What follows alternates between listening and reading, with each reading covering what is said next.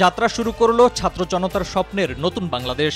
গেল রাতে শপথ গ্রহণের পর শান্তিতে নোবেলজয়ী ডক্টর মুহাম্মদ ইউনূসের নেতৃত্বে অন্তর্বর্তী সরকারের প্রথম দিন আজ। চলছে রাষ্ট্রীয় আনুষ্ঠানিকতা।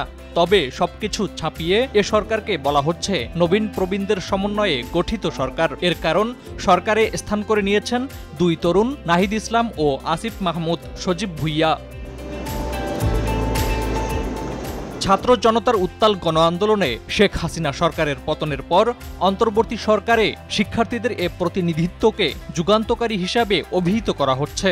পাদপ্রদীপের আলোয় উদ্ভাসিত হয়ে যেন ধরা দিয়েছেন বৈষম্য বিরোধী ছাত্র আন্দোলনের সামনের সারির এই দুই সমন্বয়ক।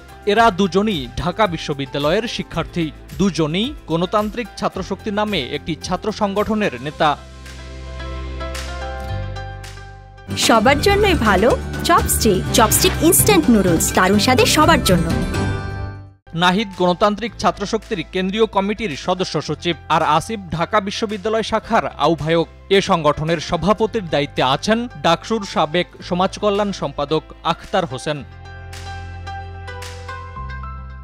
সাম্প্রতিক সময়ের কোটা সংস্কার আন্দোলনের মুখ্য সমন্বয়ক হিসেবে আলোচনায় আসেন নাহিদ ইসলাম। নাহিদের জন্ম ১৯৯৮ সালে ঢাকার অদূরে ফকিরখালীতে। ২০১৪ সালে ঢাকার দক্ষিণ বনশ্রী মডেল হাই স্কুল থেকে এসএসসি পাশ করেন তিনি।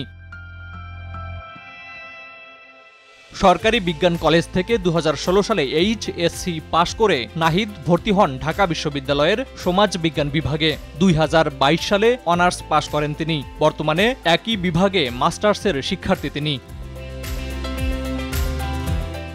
অন্যদিকে ভাষাবিজ্ঞান বিভাগের ২০১৭-১৮ শিক্ষাবর্ষের ছাত্র আসিফ মাহমুদ সজীব ভুইয়াও এই আন্দোলন ঘিরে আলোচনায় আসেন। আসিফের জন্ম ১৯৯৮ সালে কুমিল্লায়। ২০১৫ সালে ঢাকার নাখালপাড়া হোসেন আলী হাই স্কুল থেকে এসএসসি পাশ করেন তিনি। আদমজী ক্যান্টনমেন্ট কলেজ থেকে এইচএসসি পাশ করেন তিনি। বর্তমানে তিনি মাস্টার্সের শিক্ষার্থী।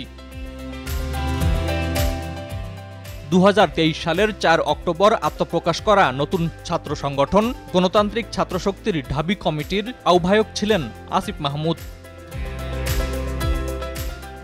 ফারুক হোসেন, RTV।